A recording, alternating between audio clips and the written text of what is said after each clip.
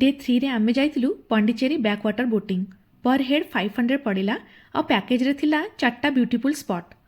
First आमे गलु fishing harbour पाखकु देखंतु केते रंग बिरंग बोट अछि। तापरे बोट पास करिला मैंग्रोव फॉरेस्ट देई ठंडा पवन पक्षी मानक शब्द मस्त लागुथिला। तापरे आसिला आरिकामेडु एक ऐतिहासिक स्थान जोठी एंशिएंट रोमन ट्रेड सेंटर थिला। तापरे बोट नहीं गला से स्पॉट जोठी बैकवाटर मिसुची ओशन सह। एई प्लेस को रिवर माउथ कुहा जाए। सेठारे वेव आउ करेंट बहुत स्ट्रांग थिला।